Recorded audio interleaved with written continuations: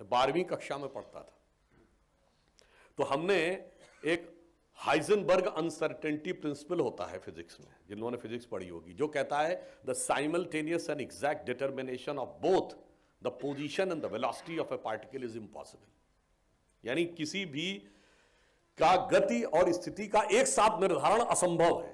वो क्यों है? मोटे मोटे तौर पर आप समझिए, जिन्होंने फिजिक्स नहीं भी पढ़ी हो, कि अगर आप इस बिंदु की स्थिति का निर्धारण करना चाहें तो किसी के सापेक्ष करेंगे ना, इसके सापेक्ष। तो ये स्थिर है क्या? नहीं, ये तो गति कर रहा है।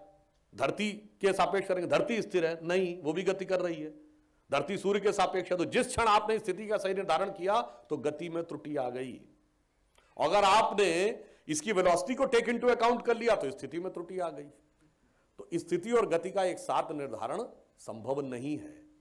जब मैंने यह सुना तो मुझे उन्हीं बिहारी लाल जी का हिंदी का, अब मैं फिजिक्स के सब्जेक्ट से हिंदी में आ गया, और हिंदी का एक दोहा था बिहारी जी का, बड़ा फेमस था कि जगत जनायो जिह सकल तौ हरि जान्यो नाही, जिन आखिन सब देखिए आंख न देखी जाए।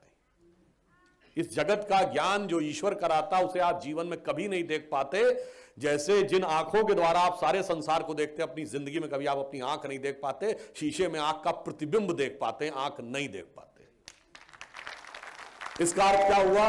The simultaneous and exact visualization of the apparatus and the scenario is impossible. अब यहां से मैं वो आया जो अभी आनंद जी बता रहे थे कि हमारी चेतना की 3 अवस्थाएं होती हैं, जागृत, स्वप्न, सुषुप्त। अब मैं अपने सिलेबस से बाहर आ गया। मैं वेदांत की पुस्तकें पढ़ने में मेरी रुचि थी। अब आप देखिए, हम जब सपना देख रहे होते हैं तो हमें क्या लगता है? सपना एकदम सच है। अगर सपने में हमने देख लिया कि शेर ने हमको पकड़ लिया है, तो जब हमारी आंख खुलती है तो हमारी सांसें चल रही होती है, पसीना आया होता है, जबकि हम तो बिस्तर पे थे। तो जब तक हम स्वप्न में होते हैं तो जागृत जगत का अस्तित्व नहीं होता है, और जैसे ही स्वप्न भंग हुआ तो स्वप्न का अस्तित्व नहीं था। इसका अर्थ क्या हुआ? The simultaneous and exact realization of the dream and the world is impossible. जब आप सपने में होंगे तो सपना ही सच होगा, जब जागृत होंगे तो सपने का अस्तित्व नहीं होगा। अब अगर यहां से आप आ जाइए तो आपको इस संसार में आध्यात्मिक और सांसारिक 2 प्रकार के लोग मिलेंगे, पर दोनों की एक्सट्रीमिटीज में देखिए तो जो घनघोर सांसारिक है वो कहता कहां है भगवान, दिखाओ, बकवास, कुछ नहीं। और जो आध्यात्म के उच्चतम स्तर पे है वो कहता कहां है संसार, ब्रह्म सत्यम जगन मिथ्या, संसार है ही नहीं। उमा कहो मैं अनुभव अपना, सत हरि भजन जगत सब सपना।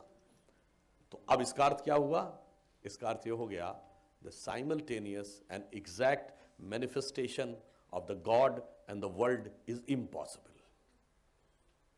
यदि भगवान को देखना है तो संसार को छोड़ना पड़ेगा, क्योंकि अब ये तो हुआ साइंस। और फिर मैं वापस आ गया कबीर के उस दोहे पे जिसमें कबीर कहते हैं, जब मैं था तब हरि नहीं, अब हरि है मैं नाही, सब अंधियारा मिट गया जब दीपक देखा माए।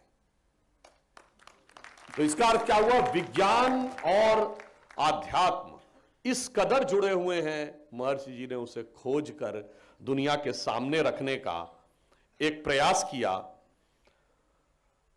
और मैं इसलिए कहना चाहूंगा अंत में कि जब हम मन की तरफ जाते हैं, मन के अंदर जाते हैं, हमें सब कुछ मिलता है।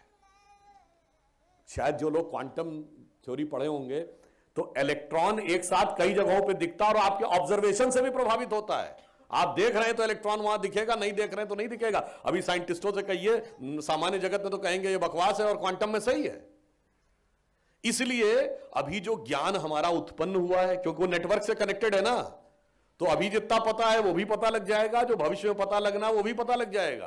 केवल मन हमारा शुद्ध होना चाहिए। ध्यान वही कराता है जो वेदों के श्लोक में कहा गया है कि यस्मिन ऋचः साम यजूष यस्मिन प्रतिष्ठिता रथ नाभा विवारा, यस्मिन ऋतः सर्वमोतम प्रजानाम तन में मनः शिव संकल्प मस्तु। इसका अर्थ हुआ जिसमें रक, ऋक, यजु और साम रथ की नाभि में स्पोक्स अरों के समान अधिष्ठित हो जाते हैं, जिसमें मानव मात्र का समस्त उत्पन्न हुआ ज्ञान ओतप्रोत हो रहा है।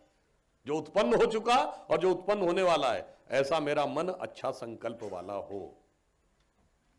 तो इसलिए आप ये समझिए, एक बात और ऐड कर देना चाहता हूं जब मैं पहले बचपन में जय गुरुदेव सुनता था महर्षि जी वालों से, तो मैं सोचता था शायद ये महर्षि जी की जय बोलते हैं। फिर जब मैं नजदीक आया तो मुझे पता चला अच्छा ये तो स्वामी जी की जय बोलते हैं, शंकराचार्य जी की। और जितने आरोप भारतीय संस्कृति पे लगाए जाते हैं केवल शंकराचार्य जी का जीवन देख लीजिए, सबका उत्तर है। शंकराचार्य जी को ईश्वर का, शंकर जी का साक्षात्कार किसने कराया था? आजकल वो वर्ड आक्षेपित माना जाता है, इसलिए कोट अनकोट में कह रहा हूं। वो कथा है ना कि काशी में चांडाल ने कराया था, जो मृत्यु के देवता से जुड़ा हुआ है। फिर आप आइए, जब आदि शंकराचार्य गए मंडन मिश्र से शास्त्रार्थ करने, तो उन्होंने पूछा मंडन मिश्र का घर कहां है, कैसे पता लगेगा? तो जवाब दिया जाता है, नगर में जाइएगा, जिस गली के बाहर सफाई करने वाला भी वेदांत के गूढ़तम मंत्रों की सहज व्याख्या करता हुआ दिखाई पड़ जाए, तो समझ जाइएगा इसी गली में मंडन मिश्र का घर है। इसका अर्थ क्या हुआ? समाज का हर वह व्यक्ति जिसको हम छोटा बड़ा कोई भी कहते हैं, वो सब के सब उसी ज्ञान से ओतप्रोत थे। फिर कहा गया अंदर जाके कैसे पहचानेंगे? तो कहा गया जिस घर के बाहर पिंजरे में रखा हुआ या बाहर बैठा हुआ तोता भी उपनिषदों के मंत्रों का पाठ कर रहा हो, समझ लीजिएगा वह आचार्य मंडन मिश्र का घर है। यानी जन जन तक वह संस्कृत, यही कहते थे ना, ऊंच नीच भेदभाव। अब आप आइए, शंकराचार्य ने मंडन मिश्र से शास्त्रार्थ किया, पर शास्त्रार्थ पूर्ण हो गया क्या? हारने के बाद किससे शास्त्रार्थ करना पड़ा? उनकी पत्नी से, उभय भारती से। जज कौन थी शास्त्रार्थ की? पत्नी। मैं चुनौती के साथ कहता हूं, दुनिया का कोई धर्म संस्कृति बताइए जहां ओरिजिनल रिलीजियस टेक्स्ट पे कमेंट्री का अधिकार महिलाओं को हुआ हो। जितने भाषण देते हैं आज हमारे यहां की महिलाओं की बराबरी नहीं थी, उसका उत्तर भी शंकराचार्य जी के जीवन में दिख रहा है। इसलिए मैं मानता हूं जिसको उन्होंने आदर्श चुना, अगर आप देखें तो सारी चीजों का अर्थ, आदर्श वो पूरी तरीके से इसमें दिखाई पड़ रहा है। और आखिर में मोदी जी ने इसीलिए तो योग को चुना।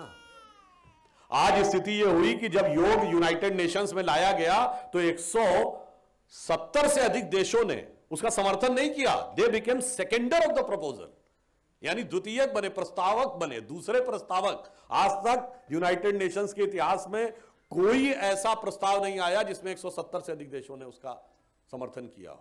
और आपने देखा, और 40 से अधिक मुस्लिम देशों ने किया। यहां पे लोगों को लगने लगता है कि साहब वो बड़ा सांप्रदायिक है, वो हिंदुत्ववादी है, उसके अंदर हिंदू एलिमेंट है। तो मैं सिर्फ ये कहूंगा कि वास्तविकता में जो भारतीय संस्कृति का मूल आधार है, जिसे आज सांप्रदायिक कह दिया जाता है, तो अटल जी की वह कविता की एक पंक्ति बड़ी फेमस थी, आप सबने सुना होगा, हिंदू तन मन हिंदू जीवन, रग रग हिंदू मेरा परिचय। उसकी एक अंतिम पंक्ति है जो कहती है, मैं अखिल विश्व का गुरु महान, देता विद्या का अमर दान, मैंने दिखलाया मुक्ति मार्ग, मैंने सिखलाया ब्रह्म ज्ञान। कहां से सिखलाया? मेरे वेदों का ज्ञान अमर, मेरे वेदों की ज्योति प्रखर, मानव के मन का अंधकार क्या कभी सामने सका ठहर, मेरे स्वर नभ में गहर गहर, सागर के जल में छहर छहर, इस कोने से उस कोने तक कर सकते जगती सौरभ में, हिंदू तन मन हिंदू जीवन, रग रग हिंदू मेरा परिचय। इसलिए मैं महर्षि महेश योगी जी को प्रणाम करते हुए, जो कुछ मैंने बोला उसमें कोई चूक हो गई हो तो सिर्फ ये शब्द कहते हुए अपनी बात समाप्त करूंगा कि न भाषा भाव शैली है, न वाणी सार गर्भित है, ये आदर है हृदय का जो सादर समर्पित है। धन्यवाद। बहुत बहुत शुक्रिया डॉक्टर सुधांशु त्रिवेदी जी। ध्यान से ज्ञान का और ध्यान से विज्ञान का जो संबंध है, आपने जिस आसानी से वो शब्द अपने